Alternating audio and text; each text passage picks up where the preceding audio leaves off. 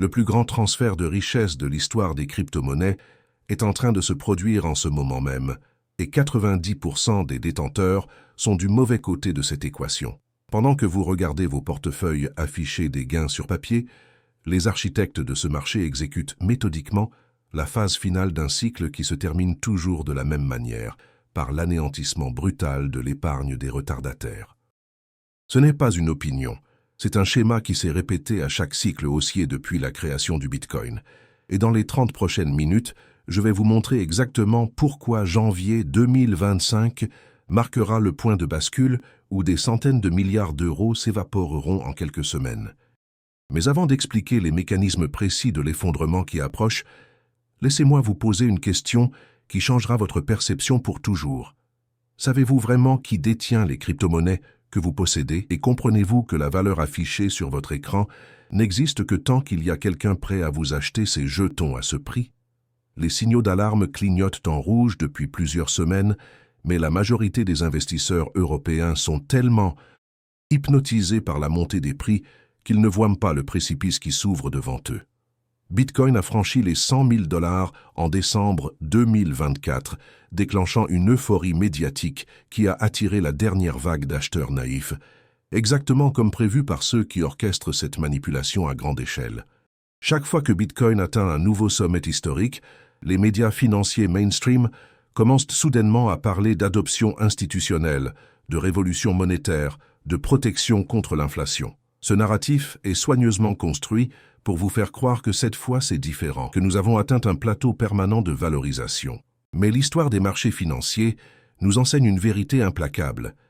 Les sommets se forment toujours dans l'euphorie, et les effondrements commencent exactement au moment où le dernier investisseur rationnel a été remplacé par des acheteurs émotionnels convaincus que les prix ne peuvent que monter.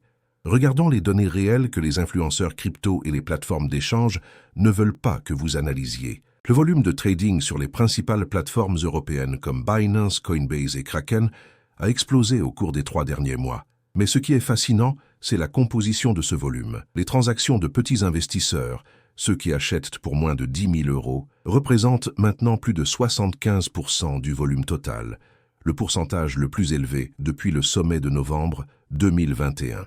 Vous savez ce qui s'est passé après novembre 2021? Bitcoin a perdu 77% de sa valeur en 12 mois, effaçant des billions de dollars de capitalisation et ruinant des millions d'investisseurs qui avaient acheté au sommet. La structure du marché actuel est identique, avec une concentration encore plus extrême de la propriété entre les mains d'une poignée de baleines qui attendent le moment optimal pour déverser leur position sur les petits porteurs.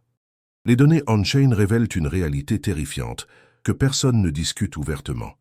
Les adresses Bitcoin détenant plus de 1000 unités, ces méga-baleines qui contrôlent le marché, ont systématiquement transféré leurs avoirs vers les plateformes d'échange au cours des 6 dernières semaines. Quand vous voyez des transferts massifs de cold wallet vers les hot wallets des exchanges, cela signifie une seule chose: préparation à la vente. Ces acteurs ne déplacent pas des milliards de dollars de Bitcoin simplement pour le plaisir de payer des frais de transaction.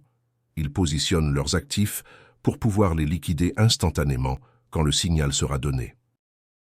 Et ce signal, basé sur l'analyse des cycles précédents et les indicateurs techniques actuels, arrivera très probablement dans les premières semaines de janvier, exactement au moment où la liquidité post-fête diminue et où les investisseurs institutionnels retournent à leur bureau pour réévaluer leurs positions risquées. Mais ce n'est rien à côté de ce qui se passe dans l'écosystème des altcoins, ces milliers de crypto-monnaies alternatives qui ont explosé en valeur ces derniers mois. Ethereum, Solana, Cardano et des centaines d'autres jetons ont connu des rallyes spectaculaires qui ont convaincu des millions d'Européens qu'ils pouvaient devenir riches rapidement. La réalité est que 95% de ces projets n'ont aucune utilité réelle, aucun modèle économique viable, et existent uniquement pour extraire de la valeur des nouveaux entrants au profit des créateurs initiaux et des investisseurs précoces. C'est la définition textuelle d'un schéma de Ponzi, mais habillé dans le langage sophistiqué de la blockchain et de la décentralisation. Quand Bitcoin commencera sa chute, et il commencera très bientôt, les altcoins s'effondreront avec une violence qui dépassera tout ce que nous avons vu. Nous parlons de baisses de 80 à 95% en quelques semaines. Des pertes si massives que des fortunes entières construites sur papier s'évaporeront avant que leurs propriétaires n'aient le temps de réagir. Le narratif de l'adoption institutionnelle qui circule actuellement est l'un des mensonges les plus dangereux du marché crypto. Oui, quelques grandes institutions financières ont lancé des ETF Bitcoin. Oui, quelques entreprises ont ajouté du Bitcoin à leur bilan, mais regardez la réalité derrière ces annonces. Les institutions ne sont pas des investisseurs à long terme, idéologiquement attachés à la révolution crypto, ce sont des traders professionnels qui cherchent à maximiser leurs profits et qui sortiront du marché à la seconde où le momentum se retournera. Les ETF Bitcoin qui ont collecté des milliards de dollars en 2024 ne sont pas des signes de confiance permanente. Ce sont des véhicules qui permettront aux institutionnels de sortir proprement quand ils décideront que le sommet est atteint. Et contrairement aux investisseurs particuliers qui paniquent et vendent au pire moment, les institutions ont des équipes entières dédiées à l'analyse des points de sortie optimaux. Elles vendront avant vous, elles vendront en premier. Et quand vous réaliserez ce qui se passe, il sera déjà trop tard. La situation devient encore plus inquiétante quand on examine l'infrastructure même qui sous-tend le marché des crypto-monnaies. Tether, le stablecoin censé être adossé dollar pour dollar à des réserves réelles, représente maintenant plus de 120 milliards de dollars de capitalisation. C'est cette liquidité artificielle qui alimente la majeure partie du trading crypto mondial. Mais les audits indépendants de Tether sont inexistants et les documents légaux disponibles révèlent que leurs réserves incluent des prêts douteux, des obligations d'entreprises chinoises risquées et toutes sortes d'actifs qui n'ont rien à voir avec des dollars dans un compte bancaire sécurisé. Si Tether s'effondre, et les probabilités augmentent chaque jour, c'est l'ensemble du marché crypto qui implosera instantanément. Imaginez ce qui se passerait si demain matin, vous découvriez que 120 milliards de dollars de liquidités apparentes n'existent pas réellement. Les plateformes d'échange se retrouveraient insolvables en quelques heures.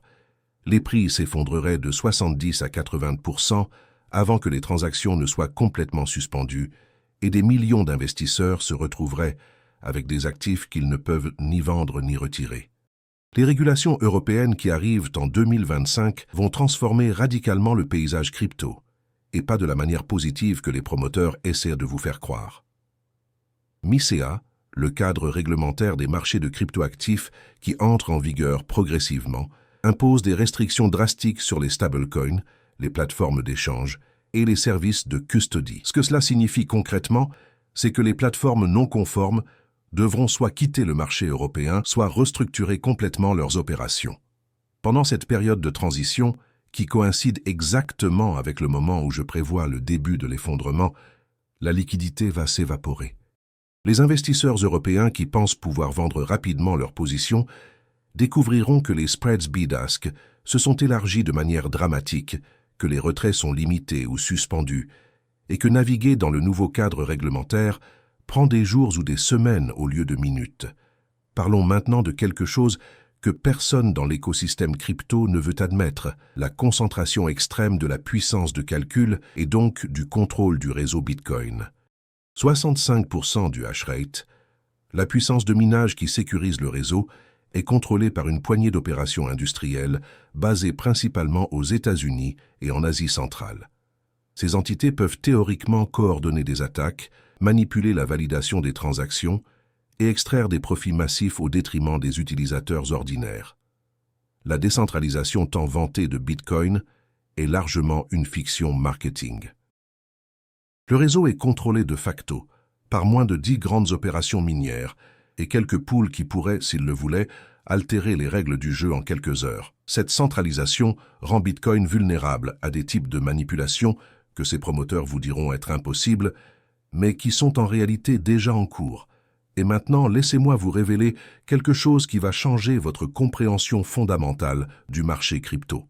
Les baleines qui dominent ce marché utilisent une stratégie sophistiquée appelée wash trading, où elles créent artificiellement du volume en achetant et vendant entre leurs propres comptes. Les études indépendantes estiment qu'entre 50 et 70% du volume de trading sur les plateformes crypto est artificiel, créé par des bots et des traders manipulant le marché pour donner l'illusion de liquidité. Quand le vrai test viendra, quand des millions d'investisseurs essaieront de vendre simultanément, ils découvriront que la liquidité qu'ils pensaient disponible n'existe pas. Les prix s'effondreront en chute libre parce qu'il n'y aura simplement pas assez d'acheteurs réels pour absorber l'offre. C'est exactement ce qui s'est passé en mai 2021 quand Bitcoin est passé de 64 000 à 30 000 $ en quelques semaines, et ce qui se reproduira de manière encore plus violente dans le crash qui approche. Le timing spécifique de l'effondrement de janvier n'est pas une prédiction aléatoire, c'est basé sur plusieurs facteurs convergents qui créent une tempête parfaite. Premièrement, janvier est historiquement un mois de faible liquidité après les dépenses des fêtes, ce qui amplifie la volatilité. Deuxièmement, les premiers jours de trading de la nouvelle année voient souvent des rééquilibrages massifs de portefeuilles institutionnels, et cette année, ces rééquilibrages coïncideront avec des valorisations crypto qui sont devenues indéfendables selon toute métrique rationnelle. Troisièmement, plusieurs événements macroéconomiques majeurs sont prévus en janvier, incluant des décisions de politique monétaire de la Fed et de la BCE qui pourraient déclencher une fuite vers la sécurité. Et quatrièmement, les indicateurs techniques montrent des divergences baissières extrêmes sur pratiquement tous les actifs crypto majeurs, signalant que le momentum haussier est épuisé. Mais attendez, parce que la dimension la plus terrifiante de cette situation concerne la psychologie de masse qui s'est construite autour des crypto-monnaies. Des millions d'Européens, particulièrement des jeunes investisseurs, ont placé non seulement leur épargne, mais leurs espoirs de mobilité sociale dans les cryptos.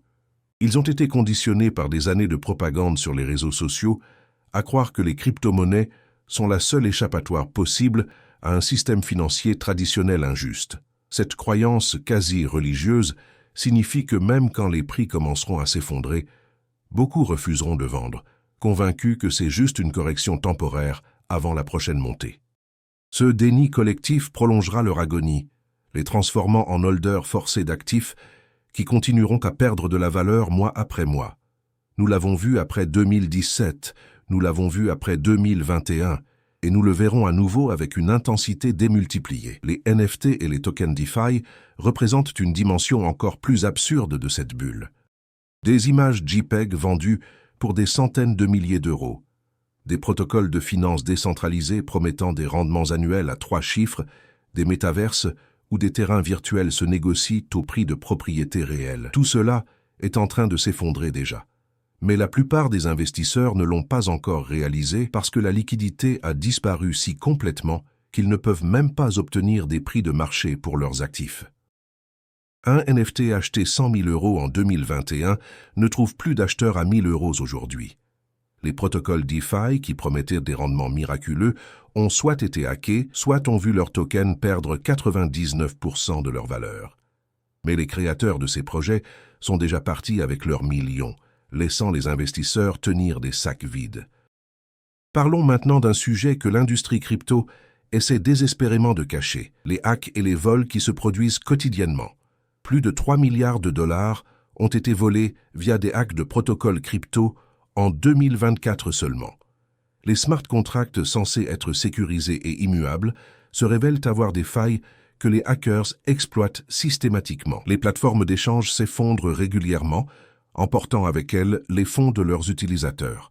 FTX était la deuxième plus grande plateforme au monde et elle s'est révélée être une fraude massive orchestrée par son fondateur.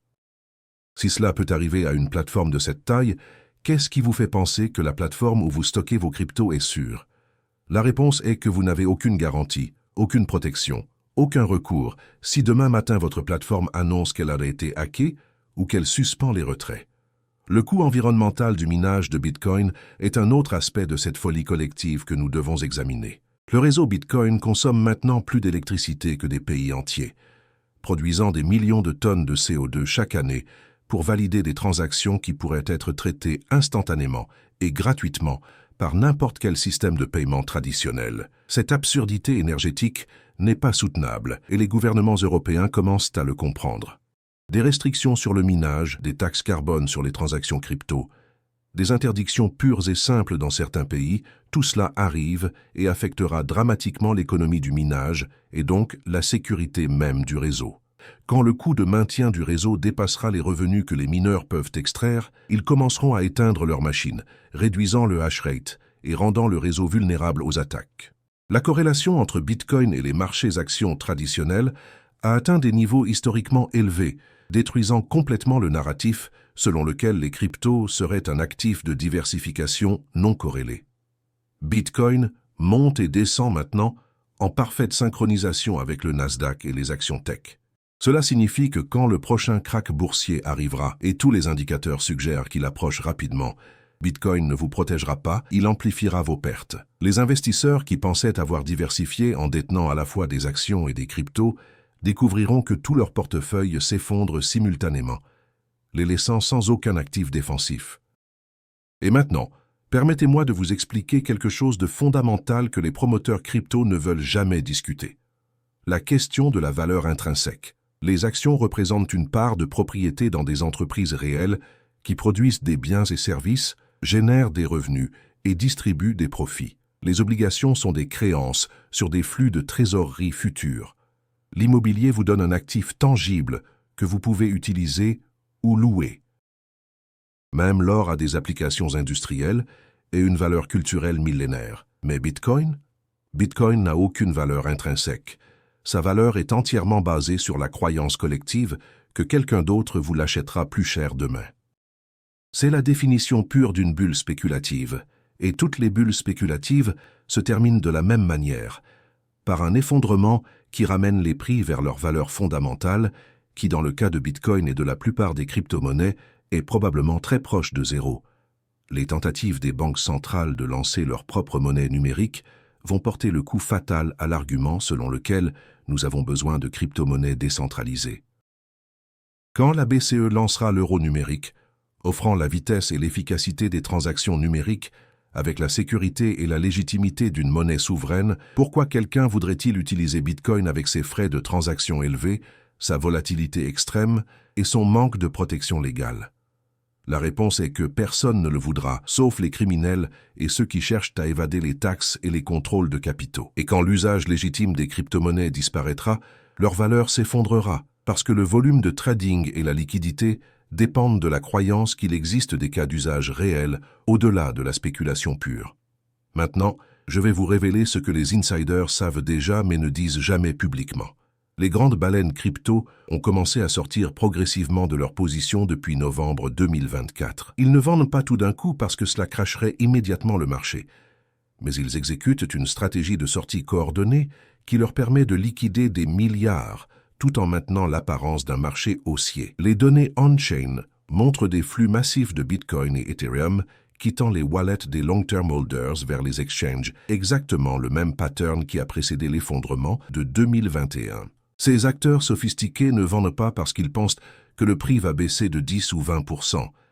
Ils vendent parce qu'ils savent que le crash de 70 à 80% arrive et ils veulent être sortis avant. La question du moment optimal pour sortir est ce qui tourmente tous les investisseurs crypto en ce moment. Ils voient les signes d'alerte, mais ils sont terrifiés à l'idée de vendre trop tôt et de manquer les derniers gains. C'est exactement cette psychologie que les manipulateurs exploitent. Ils vous gardent dans le marché en créant de faux signaux haussiers, des annonces de partenariat qui ne signifient rien, des prédictions absurdes de prix à 500 000 ou 1 million de dollars par Bitcoin. Tout cela pour maintenir la base d'acheteurs pendant qu'ils distribuent leur position. Et quand le dernier acheteur naïf aura été attiré, quand il n'y aura plus personne pour acheter à ces prix, les vendeurs se révéleront tous en même temps et le marché s'effondrera en quelques jours. Les indicateurs techniques que les traders professionnels surveillent montrent tous des signaux de danger extrême. Le RSI sur les graphiques hebdomadaires est en territoire de surachat extrême depuis des semaines. Les divergences baissières entre le prix et le volume sont évidentes sur tous les timeframes.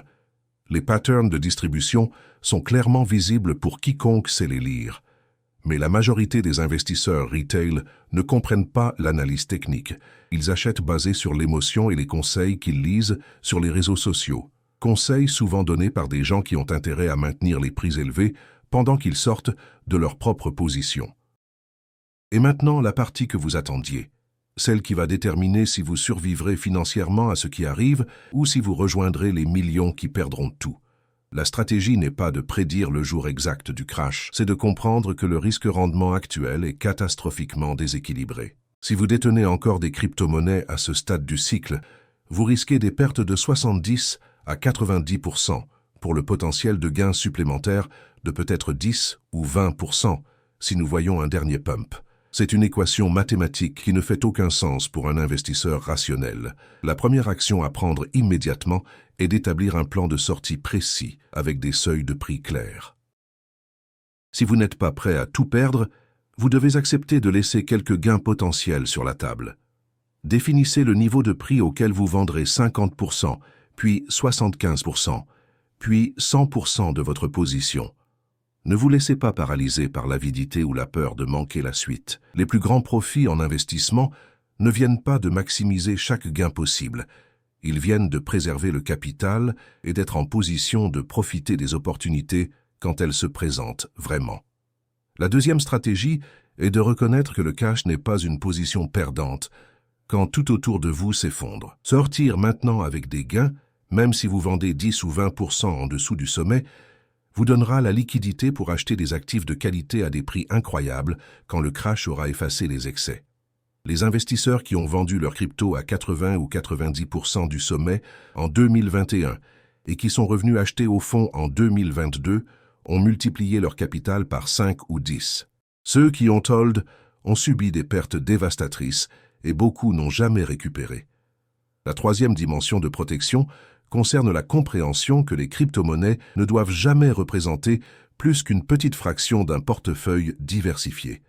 Si vous avez mis 50, 60, 70% de votre patrimoine en crypto, vous avez déjà commis une erreur catastrophique. La règle fondamentale de gestion de risque est que vous ne mettez jamais dans un actif spéculatif plus que ce que vous pouvez vous permettre de perdre complètement. Et les crypto-monnaies sont l'actif le plus spéculatif qui existe, avec une volatilité qui peut effacer des années d'épargne en quelques semaines. Pour ceux qui décident de maintenir une exposition crypto malgré tous les avertissements, au moins diversifiez intelligemment. Ne mettez pas tout dans Bitcoin ou dans une seule altcoin. Répartissez entre plusieurs actifs, utilisez plusieurs plateformes, et surtout transférez vos cryptos vers des wallets que vous contrôlez. Si vos cryptos sont sur une plateforme d'échange, elles ne vous appartiennent pas vraiment. La plateforme peut faire faillite, être hackée, ou simplement décider de suspendre les retraits. Seuls les cryptos dans un wallet dont vous contrôlez les clés privées sont vraiment à vous. Mais la vérité la plus importante que je peux vous dire est celle-ci. La période que nous vivons actuellement est la dernière opportunité de sortir de manière ordonnée avant la panique. Quand le crash commencera, il se déroulera avec une vitesse qui dépassera votre capacité à réagir. Les plateformes seront surchargées, les transactions prendront des heures au lieu de minutes, les prix s'effondreront de 20, 30, 40% en quelques heures. Si vous attendez de voir le crash commencer pour décider de vendre, vous vendrez au pire moment possible, transformant des pertes potentielles en pertes réalisées catastrophiques. L'histoire des marchés financiers nous enseigne que les foules ont toujours tort au point de retournement. Quand tout le monde est euphorique et convaincu que les prix ne peuvent que monter, c'est le moment de vendre. Quand tout le monde est désespéré et convaincu que tout va à zéro, c'est le moment d'acheter. Nous sommes maintenant au sommet de l'euphorie, le moment où les chauffeurs de taxi et les coiffeurs donnent des conseils d'investissement crypto, le moment où vos parents vous demandent s'ils devraient acheter du Bitcoin. Ces signaux de sentiments extrêmes sont parmi les indicateurs les plus fiables de sommet de marché. Le choix que vous faites dans les prochains jours déterminera votre situation financière pour les années à venir. Vous pouvez choisir de croire que cette fois c'est différent, que l'adoption institutionnelle change tout, que Bitcoin va à 500 000 $. C'est le choix confortable qui ne demande aucune action difficile, où vous pouvez regarder l'histoire, analyser les données objectives et reconnaître que tous les éléments d'un crash majeur sont en place. La deuxième option demande du courage, parce qu'elle signifie aller à l'encontre du consensus et accepter de potentiellement manquer quelques derniers gains. Mais c'est aussi l'option qui vous permettra de dormir tranquille quand le carnage commencera. La question n'est pas de savoir si le crash arrivera, c'est de savoir si vous serez du côté des vendeurs ou du côté des acheteurs quand il se produira. Les vendeurs sortiront avec des profits et la capacité de reconstruire. Les acheteurs et les holders verront leur portefeuille s'évaporer et passeront les prochaines années à essayer de récupérer leurs pertes. Le moment d'agir n'est pas dans 3 semaines quand les signes seront évidents pour tout le monde. C'est maintenant, pendant que vous avez encore la possibilité de sortir avec dignité et capital intact. Votre avenir financier dépend de la décision que vous prenez